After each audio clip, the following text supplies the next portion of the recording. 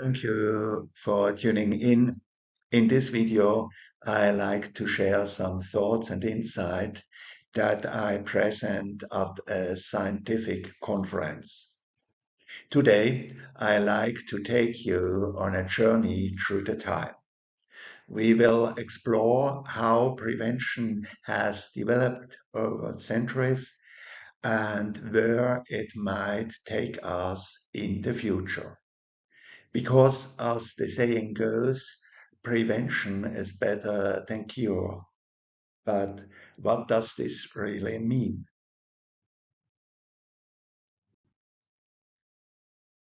This idea, prevention over treatment, is not new. In fact, it was central to the work of one of the greatest medical thinkers of the 18th century, Christoph Wilhelm Hufeland. He was a physician, a philosopher, and an early public health advocate. He published an important book, Die Kunst, das menschliche Leben zu verlängern. This book was a vision of how to live well by respecting the natural rhythms and needs of the human body. Hufeland believed that medicine should do more than cure disease. He saw health as a dynamic balance of body, mind, and soul. He also believed in social responsibility and state-organized health system and more equitable access to care. In a way, Hufeland was already practicing what we now call social and preventive medicine more than 200 years ago. But what made the future of prevention look like? Let us do something Albert Einstein once called a thought experiment. Of course, our will much simpler and not about relativity, but about health. It's more back to the future than EMC squared, I promise. So let board our time machine. You can imagine the doors sliding shut, the lights blinking, and the flux capacitator doing its job. We enter the destination plus 25 years. It's likely that prevention has become smarter and more personalized than ever before.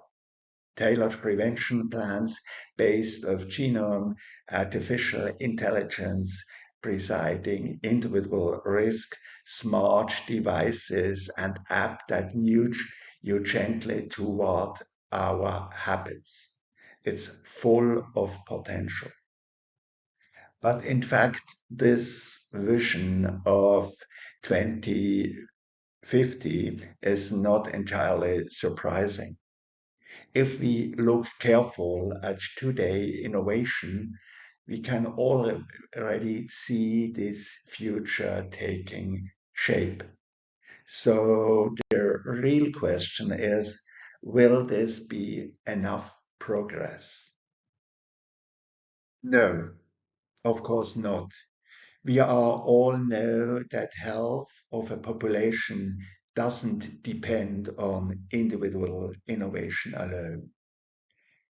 It's not just about medicine or technological, it's about the condition in which people live their lives. These are what we call the social determinants of health, and they matter deeply. They include education, income, housing, working condition, access to healthy food, social inclusion, etc. These factors have a far greater influence of health than many medical interventions. We are slowly, and often with great resistance, beginning to understand a hard truth. There will be no longer human health without a healthy planet. That's the idea behind planetary health. It's the concept that connection human health with the health of the nature system around us. Our climate, our ecosystem, our biodiversity. But it also includes the social, political, and economical system. Planetary health reminds us there is no such thing as a healthy individual on a sick planet. To grasp these complex connections, it's helpful to shift the perspective. Sometimes we need the frog view close to the ground, looking at the individual cases. Other times we need the bird view rising above to see the big picture, how systems interact, how social, economics, and ecological structure shape health. Prevention happens at all these levels, and real understanding comes when we learn to move between these views. This is exactly where public health comes in. Public health is the science and the art of preventing disease, prolonging life, and promoting health through collective action. It's not about treating one patient at the time, it's about shaping the condition that health entire population stay healthy. On the title side of this conference, they tell a true story of prevention. In the 18th century, scurvy was a deadly threat on long sea voyages. In 1747, James Lind, another surgeon, discovered that lemons could prevent the disease. But knowledge alone was not enough. It took James Cook, the great explorer, to help put this insight into praxis. He brought lemons on board and dramatically reducing scurvy cases among his crew. And still, it took the Royal Navy almost 50 years to fully implement this solution across the fleet. A powerful reminder, evidence needs action and action needs systems. This historical episode shows us something fundamental about prevention. It's never just about the individual. Yes, someone has to eat the lemon, but someone has also to deliver the lemon, store it, and make sure it's available on every shift. In modern terms, we would say behavior prevention must go hand in hand with structural prevention. Historic doesn't just teach us about the past, it helps us to understand the present and shape the future. Let's now make a big lap with our time machine. We set the dealer at 1,000 years into past. Because even in the Middle Age, people already have ideas about how to stay healthy, ideas that still echo in today's thinking. We arrived in the Middle Age, and what's truly remarkable is this. Even 1,000 years ago, people already has a concept of prevention. They believed that health required harmony between six key areas: movement and rest, food and drink, sleep and wakefulness, the proper flow of the fluids, clean air, and the balance of emotion and the mind. In other words, they recognize that physical, mental, and environmental factors all played a role in health, a view that feels surprisingly modern today.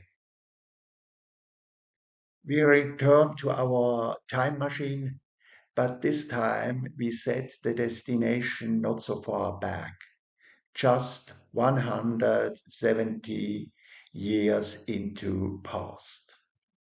We are now in the 19th century, a time of dramatic change in medicine, society, and also public health. Let's see what we can learn from this period. One of the most iconic person of the 19th century public health is John Snow. He was a British physician who became famous for his investigation of a deadly cholera outbreak in London.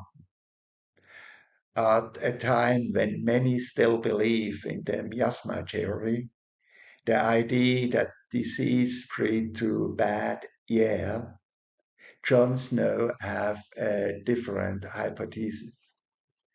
He suspected that contaminated drinking water was the real cause, and he set out to prove it with data and observation. Here we see one of the most famous maps in the history of public health. Each black dot marks a death from cholera during the outbreak. The pattern was clear. Most deaths clustering around a public water pump on Broad Street. But at the time, many officials still believe in the miasma theory that cholera spread through bad air. Snow warnings were ignored. So Snow decided to take action. He had the handle of the Broad Street pump removed, and then something remarkable happened. The number of new cholera cases dropped almost immediately. In parallel, Snow conducted a statistical analysis. He compared two water companies, Sotract driving polluted water from downstream Lambert with a cleaner intake further upstream. People who drank thought that water had more higher death rates. This confirmed his hypothesis. Cholera was spread through contaminated drinking water. Switzerland also had its cholera outbreak during that time, and the story of Basel is a good example for that. The city was hit by a major outbreak. At the time, many still believed in the miasma theory, also in Switzerland. So authorities ordered building around the marketplace to be torn down, hoping that more air and light would help. But the problem was elsewhere. A small open stream, the Birsig, carried healthy polluted water right through the city. And it was this contaminated water that spread the cholera. Experts soon proposed a solution: build a proper sewer system and improve the water supply. But the governments considered it too expensive, and so many more citizens died in the following years. It didn't have to be that way. Around the same time, Zurich faced a similar cholera threat, but the local authorities reacted differently. They invest in a modern sewer system and clean water infrastructure. And the result? The cholera outbreak was brought under control.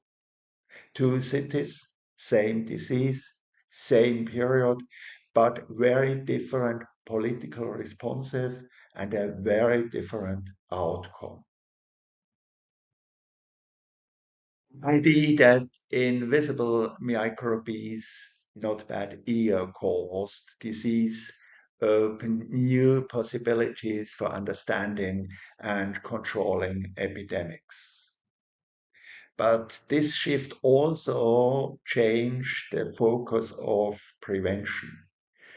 No longer on society as a whole, but on the individual and their exposure.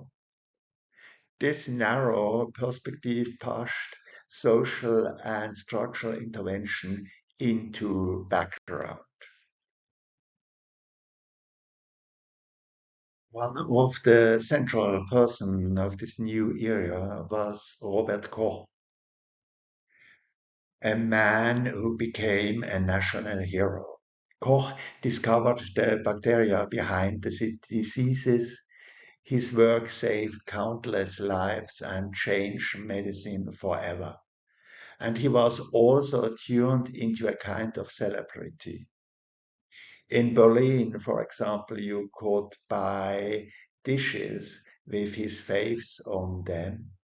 Even bottled water was sold as kosches Wasser, supposedly healthier because of the association with his name. By the way, not everyone celebrates this. Even in those days, some people were very skeptical about the new medical advances. This image shows an early opponent of vaccination, an example of how resistance to innovation often follows directly behind the success.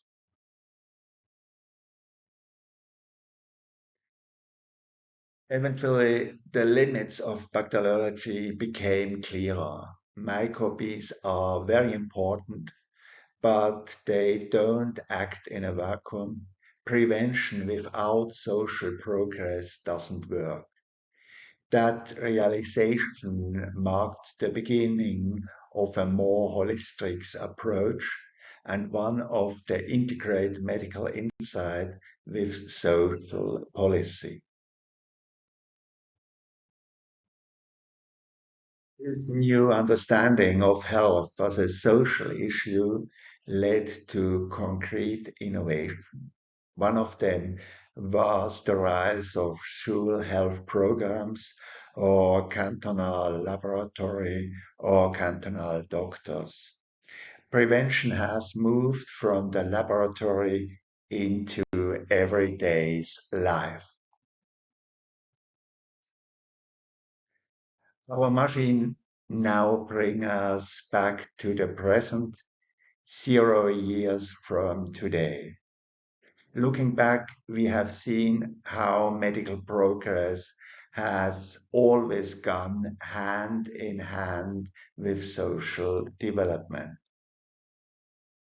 Take the current discussion, for example, about longevity, the idea of living longer, staying younger. We have the same challenge like in our historical examples. Longevity is not just about biotech supplements or anti-age treatments. It's about ensuring that everyone can age in good health and that society adapt to support well-being throughout the life course. Outside, before we get too carried away with dreams of eternal young, a quick word of caution. For a long time, this dream has been part of our culture imagination, In Switzerland, it was, for example, even despite of the old 500 franc note, the foundation of young, symbolizing the hope to stay young forever. But let's be honest, the dream will remain just that, a dream. And because that's the good thing, especially when we think of future generation. Our goal should not be immortality. Our goal should be to make a good, healthy life accessible for all. As we say at the beginning, there will hopefully be many more technological breakthroughs in prevention. Better diagnosis, smarter prevention, personalized plans. But even in 1,000 years, something will still matter. Movement, healthy food, purpose, and social connection. And perhaps most important, a healthy planet that can substantially human life. Because in the end, prevention is not just a scientific project, it's a social task, a cultural mindset, and a commitment to the future. We have seen how much prevention has already achieved and how much more is possible if we think broadly and stay connected. Because in the end, we can move a lot together. Thank you very much for watching.